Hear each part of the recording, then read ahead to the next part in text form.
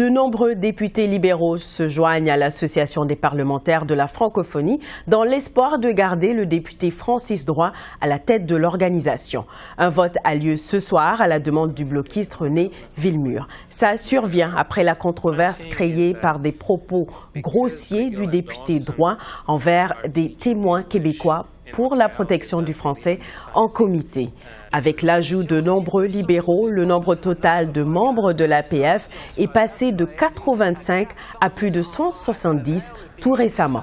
L'opposition bloquiste et conservatrice parle d'arrogance et d'opportunisme de la part des troupes de Justin Trudeau. C'est quand même, écoutez, il va y avoir un paquet d'anglophones ce soir. Je ne suis pas étonné qu'il y en ait un, là. Puis, vous savez, les anglophones ont le droit d'être membres de l'Association des parlementaires de la francophonie. C'est pas un problème, pas du tout. Ce qui m'étonne, moi, c'est la soudaineté, l'intérêt soudain qui est arrivé 111 en même semaine. Ça, il n'y a pas de faux hasard. Mais pour le reste, ils sont bienvenus comme membres. Je ne vois pas d'autre motif que celui d'emporter un vote. Et puis, dans les statuts de l'APF qui sont honnêtement à parfaire, là, il y a beaucoup de trous. Cette chose-là, c'est pas illégal. C'est immoral et non éthique. J'en discute avec la journaliste Catherine Lévesque et l'analyste Geneviève Tellier. Bonsoir à vous deux. Bonsoir. Alors Catherine, je commence avec vous. Qu'est-ce que vous pensez de cette tactique libérale? J'ai un peu roulé des yeux, je vous avoue. Ben, c'est de la politique. Hein? Bon, écoutez, les libéraux ont le droit de faire ce qu'ils font actuellement. Pour le contexte, là, bon, c'était une relativement petite assemblée de la francophonie. Il y avait à peu près 88 membres. Là, il y en a 175. Il y a beaucoup de libéraux qui se sont trouvés un intérêt soudain pour la francophonie, même des libéraux qui sont unilingues anglophones. Alors vraiment, au point où il y aura un service d'interprétation là, ce soir, là, pour la réunion, ce vote secret là, pour la présidence de Francis Drouin. Donc, écoutez, ils ont le droit. Vous n'êtes pas obligé d'être francophone pour faire partie de cette assemblée, mais en même temps, c'est de la politique. Comme le Bloc le dit si bien, c'est la mission sauver le soldat Drouin cette semaine. Alors, on est bien déterminé du côté des libéraux à ce que Francis Drouin reste comme président de l'Assemblée de la francophonie et j'imagine qu'il le restera ce soir. Mais justement, Geneviève, sur ce que disait Catherine, on avait entendu le député conservateur Joël Gaudin ironiser aujourd'hui en disant que, eh bien, il y a beaucoup de députés unilingues anglophones soudainement là qui font leur apparition. Votre réaction là-dessus, quel genre d'optique est-ce que ça envoie? Ça n'envoie pas une bonne image de la part des politiciens en général. La classe politique n'a pas été à la hauteur dans ce dossier-là parce que, encore une fois, on essaye de marquer des points sur un sujet qui est très sensible. Alors, on parle des minorités, des droits des minorités. On sait que la francophonie, notamment hors Québec, ne se porte pas très bien en termes, dans le sens qu'on voit les chiffres, on sent qu'elle est fragilisée, on essaie de redynamiser tout ça. Et donc, on essaie de marquer des points sur un jeu politique. Est-ce que M. Drouin devrait être encore à la présidence? Il a eu des propos malheureux. Effectivement, je pense que c'est tout à fait légitime de se poser des questions, mais on ne semble pas vouloir avoir le débat, on semble vouloir noyauter le processus. Et donc, on a fait appel à l'artillerie lourde. Ça ne donne pas une bonne image des libéraux, mais en même temps, je pense que tous les partis politiques essayent de marquer des points sur ça. Donc, je vous dis encore une fois, c'est sans doute la francophonie qui est perdante, parce qu'on ne réglera pas les problèmes de fond. Ça va être encore dans le superficiel, dans l'image, mais on oublie la substance, malheureusement. Êtes-vous du même avis, Catherine, là-dessus?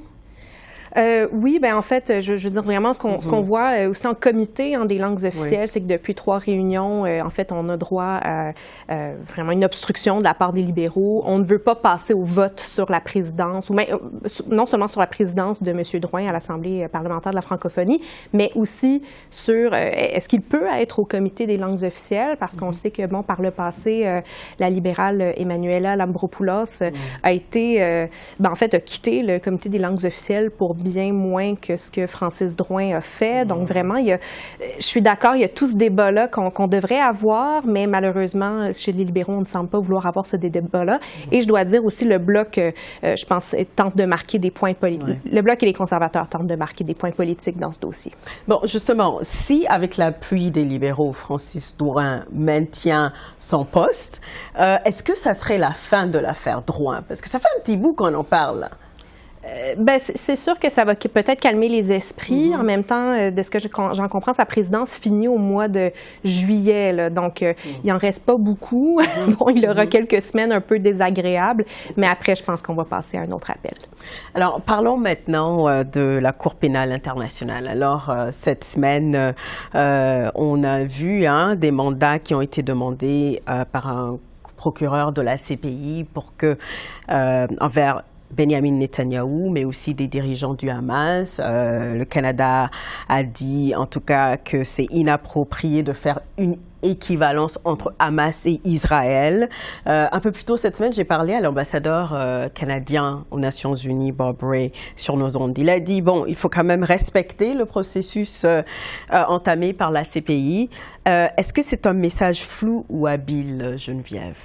J'irais pour le message habile, quoi qu'on n'était pas dans la pièce, donc il va toujours y avoir un petit doute, mais effectivement, ça me semble très habile d'avoir deux messages. Donc, on voit Mélanie Joly et l'ambassadeur, donc tout ce qui est domaine diplomatie, affaires étrangères, avoir à peu près le même discours, respecter les organisations internationales, ne pas vouloir les questionner, ne pas vouloir amplifier la controverse. Et après, on voit Justin Trudeau, la vice-première ministre aussi, Mme Freeland, dire un message un peu différent. Et on semble vouloir parler à deux groupes. On sait que c'est très polarisé, ce dossier-là. On semble vouloir parler aux deux groupes, essayer de faire un peu le compromis, mais ils sont très difficiles, les compromis. En même temps, il faut jeter un regard sur ce qui se passe sur la scène internationale. On a des alliés. Est-ce qu'on fait comme eux? Est-ce qu'on fait différemment? Là, il y a certains pays qui ont reconnu l'État de la Palestine, donc ça vient de relancer le débat. C'est un dossier excessivement compliqué dans lequel c'est très difficile d'en sortir gagnant. Alors, je pense que la stratégie actuellement pour le gouvernement libéral, c'est d'essayer de minimiser les aspects négatifs de ce dossier-là, en y allant avec deux messages qui ne sont pas nécessairement contradictoires, mais qui ne disent pas la même chose. Sans doute qu'on essaie de ménager un petit peu tout le monde. Justement, Catherine, on a entendu le NPD, le chef du NPD, Jagmeet Singh, dire bon, c'est un manque de fermeté, justement, de parler à deux différentes sections sur cette question. Qu'est-ce que vous pensez de la réponse du gouvernement Trudeau? Je dirais pour le NPD, ils avaient une chance de changer la politique du gouvernement Trudeau avec cette fameuse motion dont on a tant parlé il y a environ 2 mois. Et puis au final, eux aussi ont fini par faire des compromis là, pour s'assurer de l'appui du gouvernement libéral. Mais vraiment, je pense que, comme Geneviève le disait, on assiste vraiment aux mêmes divisions actuellement dans le caucus libéral. Et ce qu'on voit, c'est que M. Trudeau s'est un peu plus rallié du côté là, des House Fathers, Ben Carr, Marco Mendicino, en prenant essentiellement leur position. Mais on voit aussi un mouvement là, chez certains qui voudraient qu'on ait une position plus ferme, en fait, sur Israël, qui disent, on tente de convaincre le gouvernement d'adopter une approche un peu différente. Donc, vraiment, je pense qu'il y a beaucoup de lobbying à l'interne, au sein même du caucus libéral actuellement. Mais bon, comme Bob Ray le disait sur vos ondes cette semaine, la Cour pénale internationale, là, il y a 3 juges, là, ce que j'en comprends, là, qui doivent prendre la décision en tant que telle. Alors, ils ont encore un peu de temps avant de prendre leur position finale là-dessus. Passons sur un autre dossier, le dossier de l'itinérance au pays. Le directeur parlementaire du budget, Yves Giroux, dit qu'il y a un manque de 3,5 milliards de dollars.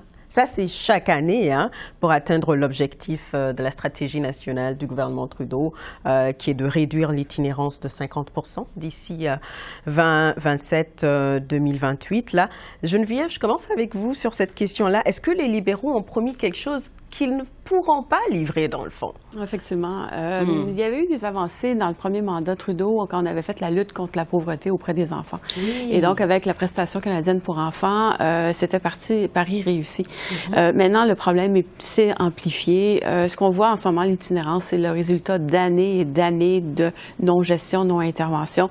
Et donc, les sommes qui sont astronomiques, donc c'est plus de 3 milliards de dollars par année pour régler de 50%. Donc, ça on voulait régler 100% le problème d'itinérance, on serait dans le 6-7 milliards. Puis là, on parle d'itinérance, on ne parle pas de la pauvreté. L'itinérance étant sans doute le secteur le plus critique en ce moment. C'est des sommes considérables. Donc, ça pose des questions sur notre société. C'est peut-être pas juste le gouvernement Trudeau, mais c'est nous, en tant que société, qu'est-ce qu'on veut faire? Tout le monde le voit. Tout le monde voit ce qui se passe dans la rue. On est conscient qu'il y a un problème. La solution semble plus difficile à trouver. Puis c'est pas juste le gouvernement fédéral qui va pouvoir pouvoir régler le problème. C'est les provinces, c'est les municipalités. Alors, est-ce que le gouvernement Trudeau va pouvoir agir? Ce qu'on a vu jusqu'à présent, c'est qu'il présentait des programmes qui faisaient les choses un peu à moitié. L'assurance médicaments, c'est quelques médicaments. L'assurance dentaire, c'est pour certaines personnes. Donc, j'ai l'impression que ça va être ça aussi le problème. Wow. On n'a pas finalement beaucoup de temps. C'est tout le temps qu'on a. Alors, Geneviève Tellier, merci beaucoup. Catherine Lévesque, merci beaucoup. Merci.